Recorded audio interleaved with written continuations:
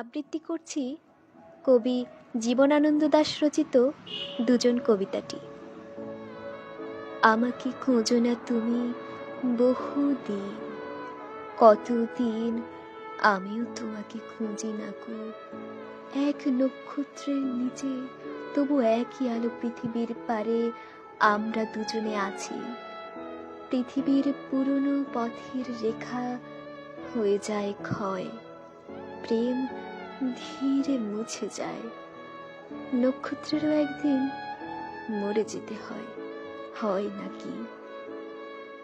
বলে সে তাকালো তার সঙ্গিনীর দিকে। আজ এই মাঠ সূর্য সহধর্মী অঘ্রাণ কার্তিকে প্রাণ তার ভরে গেছে। দুজনে আজকে তারা চিরস্থায়ী পৃথিবীর আকাশের পাশে আবার প্রথম এলো। মনে হয় যেন কিছু চেয়ে, কিছু একান্ত বিশ্বাসে।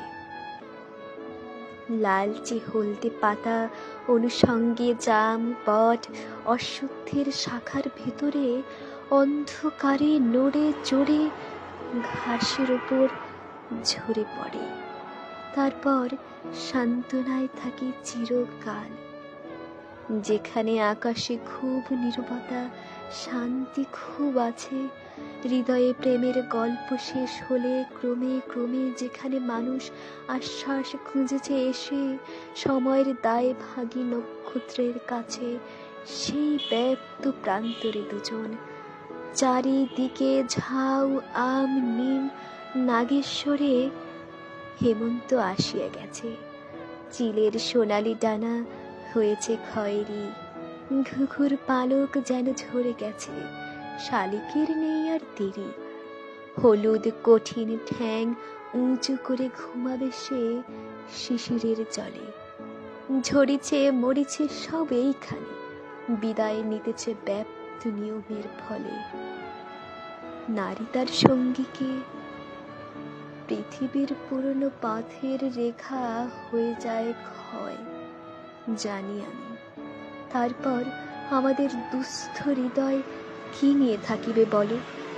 একদিন হৃদয়ে আঘাত ঢের দিয়েছে চেতনা, তারপর ঝরে গেছে।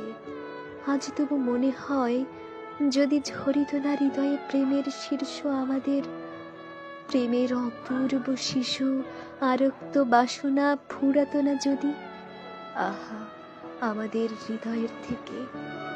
এই বলে মৃয়মান আঁচলের সর্বস্বতা দিয়ে মুখ ঢেকে উদ্বেল কাশের বনে দাঁড়িয়ে রইল হাঁটু ভর। হলুদ রঙের শাড়ি চোর কাঁটা বিঁধে আছে, এলো মেলো অঘ্রাণের খড় চারিদিকে শূন্য থেকে ভেসে এসে ছুঁয়ে ছেনে যেতেছে শরীর। চুলের উপর তার কুয়াশা রেখেছে হাত, ঝরিছে শিশির। প্রেমিকের মনে হলো এই নারী অপরূপ।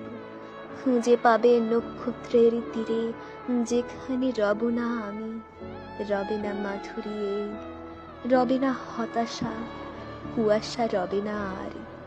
জনিত বাসনা নিজে বাসনার মতো ভালোবাসা খুঁজে নেবে অমৃতের হরিণীর ভিড় থেকে ইপ্সিতের তারে।